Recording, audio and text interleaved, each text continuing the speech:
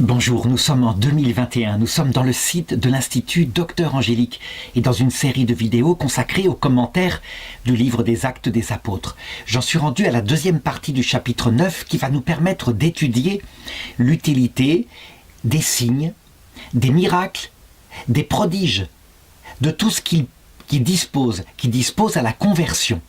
Et pour bien comprendre ce texte, il faut d'abord se souvenir de quelques notions en théologie. La foi est un don de Dieu. Il faut s'en rendre compte. Pour croire en Dieu, pour avoir confiance en lui, il faut que Dieu donne une expérience mystique de sa présence. Il faut que l'on soit confronté à la réalité de Dieu qui est là autour de nous et qui nous protège. C'est la foi théologale. On fait confiance en Dieu parce que on croit Dieu. Et on aime Dieu à cause de cela, parce qu'il envoie un message qui est une bonne nouvelle. Pour se tourner vers la foi, il y a quelque chose seul qui peut le provoquer, c'est la venue du Saint-Esprit en nous. Et c'est ainsi que les Actes des Apôtres racontent que lors de la première prédication de Pierre à la Pentecôte, ils eurent le cœur transpercé. Ça veut dire une présence dans leur cœur qui était comme brûlante, comme un amour fervent, comme si quelqu'un était vraiment là. Et ils y croyaient, ils le sentaient, ils le ressentaient. Mais attention, la conversion n'est pas forcément par ce mode de ressenti. Disons que la plupart du temps, parce que nous sommes des êtres sensibles, nous sentons la présence de Dieu. Quelquefois, c'est une présence de Dieu dans l'intelligence. Pour les personnes les plus spirituelles, elles savent qu'il est là et elles ne le ressentent pas forcément. Ça, c'est beaucoup plus profond, mais l'Esprit Saint s'adapte à ce que nous sommes. Donc voilà la cause de la conversion. Mais avant, il y a des choses qui sont dispositives, qui vont préparer la conversion. Et en particulier, ce qu'on appelle les signes, les miracles et les prodiges, ceci permet d'enlever l'obstacle qui consiste à dire « tu parles au nom de Dieu, mais qu'est-ce qui me dit que tu parles au nom de Dieu ?» Eh bien, quand un apôtre qui prêche Jésus-Christ accompagne sa prédication, soit par des signes, soit par des miracles, soit par des prodiges, l'obstacle de la non-crédibilité disparaît.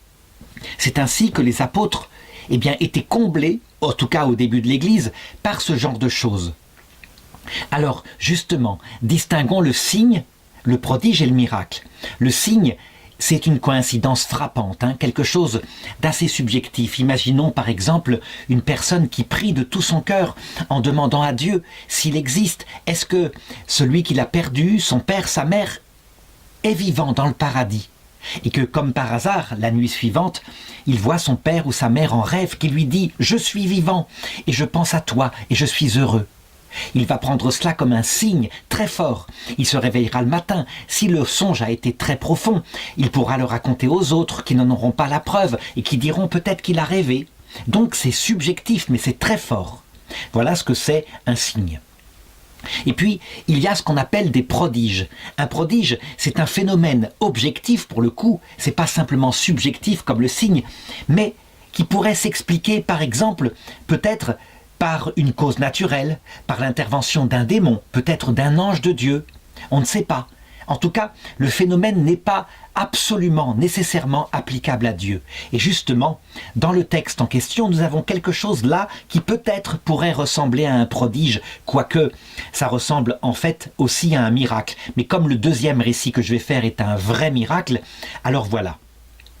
Donc le texte, c'est à partir du verset 31 du chapitre 9. « Cependant, les églises jouissaient de la paix dans toute la Judée, la Galilée et la Samarie, et elles s'édifiaient et vivaient dans la crainte du Seigneur, et elles étaient comblées de la consolation du Saint-Esprit. » Ce qui se passe ici doit être dans les 2, 3, 4 premières années après la résurrection du Seigneur. Donc l'évangile ne s'est répandu encore que sur la terre d'Israël. Il a touché des Juifs et puis des gens qui étaient là, des prosélytes venant de Grèce et qui étaient attirés par le temple du Dieu unique.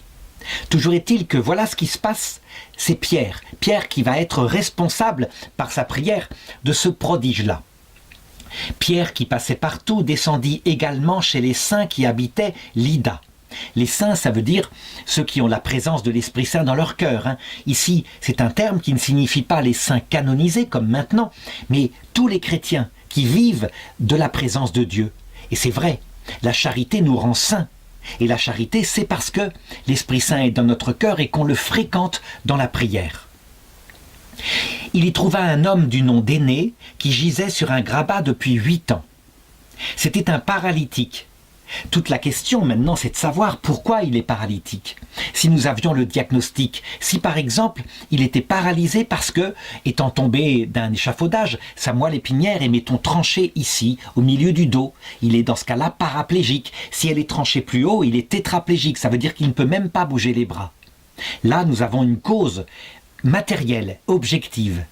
Mais si par hasard, il est paralysé sur son lit parce qu'il a connu une grave dépression et que ça s'est répercuté, il n'a plus voulu se lever, il est resté comme ça. Et donc, comme une sorte de transfert de symptômes sur son corps, mais rien dans son corps n'est détruit. Un peu comme ce qu'on appelle l'hystérie.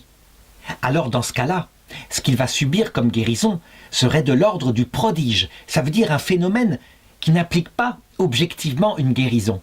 Si par contre, il y a la moelle épinière qui est tranchée, on serait de l'ordre du miracle parce qu'une moelle épinière ne repousse pas. Et donc voilà la suite de l'histoire. Pierre lui dit, « Aîné, Jésus-Christ te guérit, lève-toi et fais toi-même ton lit. » Et il se leva aussitôt, et tous les habitants de Lydda, de la plaine de Saron le virent, et ils se convertirent au Seigneur. Voilà. Voilà pourquoi je dis que pour le moment, en tout cas si on vérifiait par exemple ce qu'il a vécu sans avoir le diagnostic de ce qui l'a rendu paralysé, on peut parler de prodige, on ne peut pas être sûr qu'il y a un miracle, sauf si un médecin a fait le diagnostic que c'est inguérissable, c'est définitif. C'est ce qu'on voit par exemple avec l'aveugle de naissance que Jésus guérit.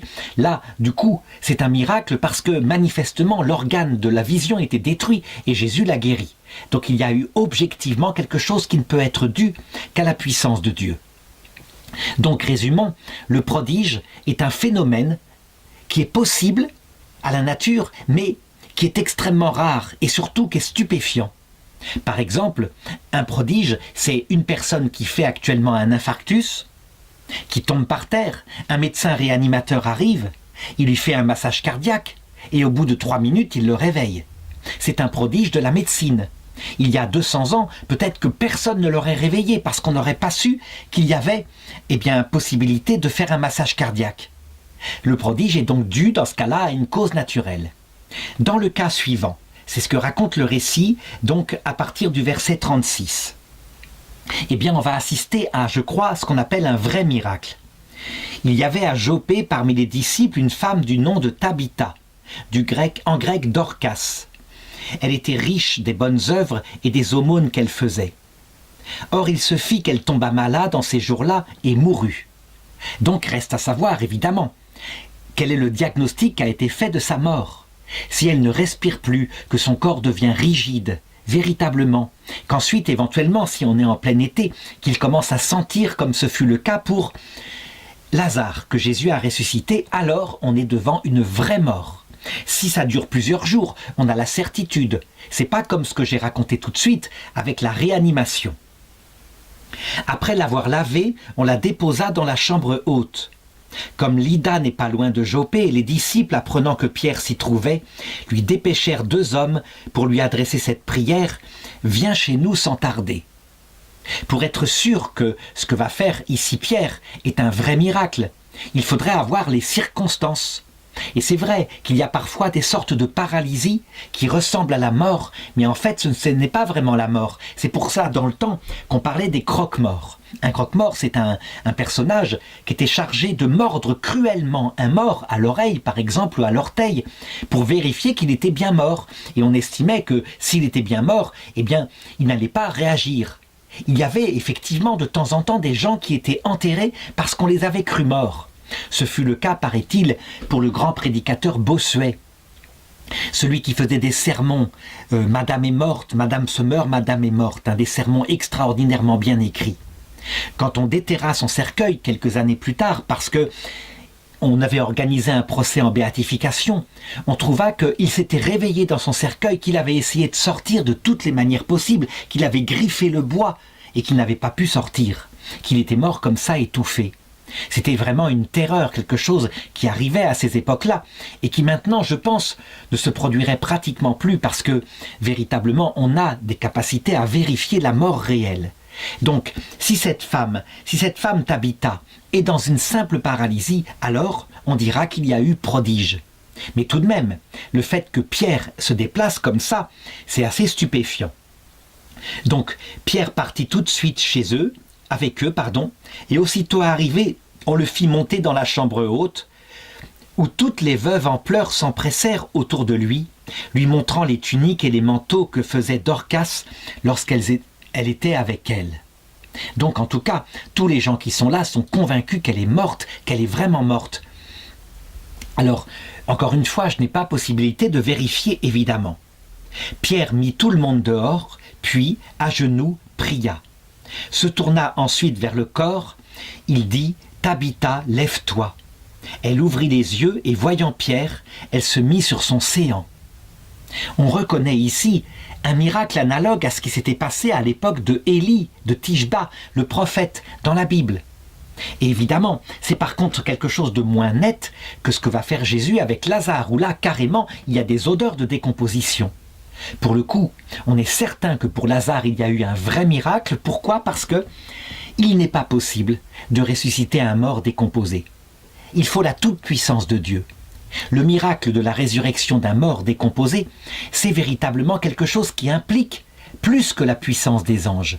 Il faut que Dieu lui-même mette son pouvoir éternel et puissant, tout puissant, au service de ce phénomène. En l'occurrence ici, ça ressemble à un miracle, mais on n'en a pas la preuve définitive. Verset 41. Lui prenant la main, Pierre la fit lever, appelant alors les saints et les veuves, il la leur présenta vivante. Tout Joppé sut la chose et beaucoup crurent au Seigneur. Beaucoup, mais ça ne veut pas dire tous. Ça veut dire que peut-être certains ont dit « Oui, est-ce qu'elle était vraiment morte? Est-ce qu'elle n'était pas complice de l'histoire? Elle était elle-même disciple de Saint-Pierre et peut-être qu'elle a arrangé les choses. » C'est possible qu'il y ait eu possibilité ainsi de douter, ce qui n'était pas le cas avec Lazare. Pierre demeura un certain temps à Joppé, chez un corroyeur appelé Simon. Alors, je terminerai cette histoire de la façon suivante. Pourquoi est-ce que Dieu fait des signes, des miracles et des prodiges? Eh bien parce que Pierre, quand il va devoir prêcher ensuite, puisqu'il n'a pas de preuves à montrer pour le moment, étant donné que Dieu, pour le moment, le temps de la vie terrestre, a comme sagesse de se cacher. Il pourrait apparaître, il l'a fait à Saint Paul, mais il ne le fait que rarement. En général, il nous laisse pendant un temps dans la foi. Donc, pour éviter de nous donner une certitude absolue qu'il nous donnera à l'heure de notre mort lorsque nous le verrons, alors il donne des choses qui sont dégradées, les signes, les prodiges et surtout les miracles. Mais, il faut le reconnaître, quand s'appuie sur cela la prédication d'un apôtre qui se met à expliquer que s'il a fait ce miracle, c'est au nom du Christ, parce que le Christ est mort, qu'il est ressuscité, qu'il est Dieu, etc., etc., la parole va être davantage crue. Un obstacle a disparu. La crédibilité de l'apôtre est là. Cependant, si la prédication se fait et qu'elle n'est pas accompagnée de la dernière chose qu'on appelle l'Esprit Saint qui vient dans le cœur comme je viens de l'indiquer, alors, même accompagnée de miracles, de prodiges et de signes, la prédication d'un apôtre ne portera pas ses fruits. Ou du moins, elle provoquera la stupéfaction, la peur, et puis peut-être que les gens se tourneront comme ça, en y croyant, mais ils auront été roulés, tandis que si l'Esprit Saint vient dans leur cœur en même temps, alors on aura la vraie qualité de la conversion, une qualité profonde avec la charité qui va naître dans le cœur. Alors il me reste à développer comment fait l'Esprit Saint. Eh bien, au cours des conciles de l'Église catholique, l'Église a défini d'abord la chose suivante. Il peut y avoir l'Esprit Saint qui attire quelqu'un avant même qu'on ait entendu un prédicateur expliquer que c'était lui. C'est le cas, par exemple, de tous les hommes dont le cœur est angoissé. Ils cherchent, ils vont mal, ils cherchent ce qui va mal en eux, et souvent c'est simplement que la vie n'a pas de sens profond. Ils ont tout pour être heureux, et cette angoisse, ce feu dans leur cœur, est une angoisse mystique due à l'Esprit Saint qui les attire à lui, et aussi au vide de leur cœur qui est fait pour être rempli de Dieu. On appelle cette première phase la prémotion divine. Et cette prémotion divine, évidemment, elle est source de terribles angoisses. Elle peut provoquer, même chez certains qui ne découvrent pas Dieu, mais qui la ressentent très fort, eh bien, une envie de se suicider, de mourir, parce que cette vie n'a pas de sens. Évidemment, quand on a dit que ceux qui se suicidaient pour ça étaient immédiatement conduits en enfer, c'est une aberration, on le voit bien. Ce sont souvent les âmes les plus mystiques, mais elles n'ont pas eu la possibilité d'entendre parler du Christ. Deuxième étape. Lorsque un prédicateur de l'Évangile arrive et qu'il explique que nous sommes faits pour Dieu, eh bien l'Esprit Saint peut venir dans le cœur de la personne et cette fois, ce n'est plus simplement une prémotion divine puisque la personne comprend ce qui lui arrive par la prédication de l'apôtre. On appelle cela une forme de grâce actuelle qui provoque un premier amour. C'est le Concile d'Orange qui a défini que cette prima affectio, elle n'était pas libre, elle venait de l'Esprit Saint. C'est avant même qu'on ait choisi l'Esprit Saint. Évidemment, une fois que la personne brûlée par ce feu intérieur, comprenant ce qui lui arrive, est invitée librement à accepter cet amour, alors on entre dans le domaine de la grâce sanctifiante.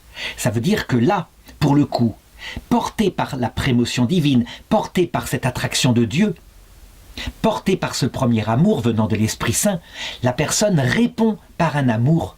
Et c'est là que se crée l'alliance qu'on appelle la grâce sanctifiante.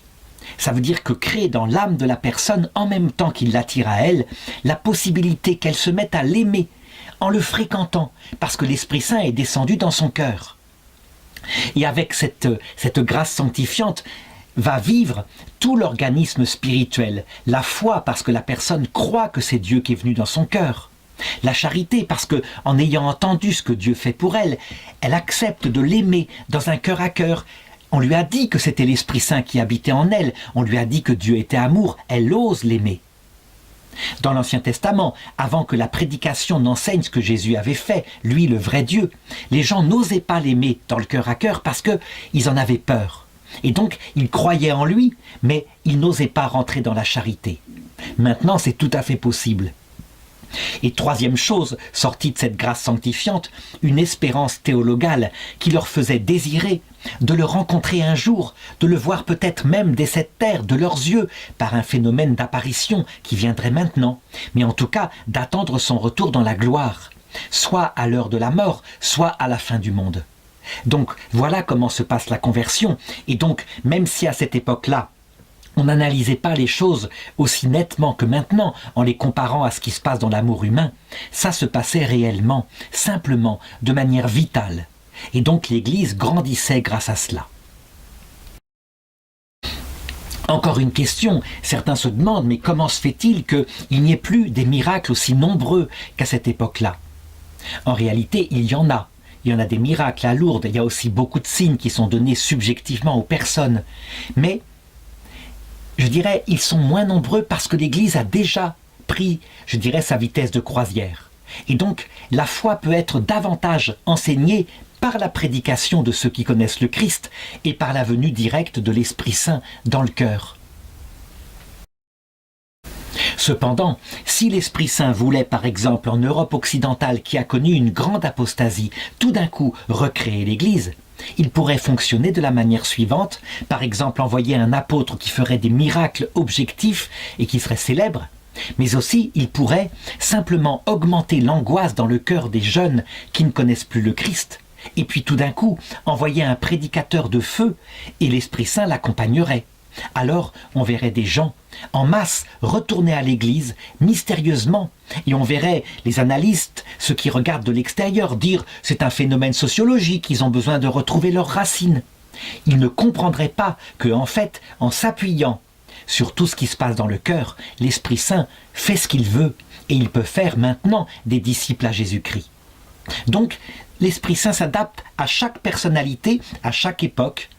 À notre époque, il aurait tendance à se cacher du côté des signes et des miracles, à ne pas en faire trop, parce que justement, la certitude qu'il est là, il veut la réserver de manière absolument démontrable pour l'heure de la mort, l'heure de son retour et pour la fin du monde. Pour le moment, il nous laisse dans une pastorale où il se cache. C'est volontaire. C'est afin de créer en nous un cœur plus humble, un cœur abandonné quelquefois, et donc un cœur qui, je dirais, se purifiera davantage en vue de la vie éternelle.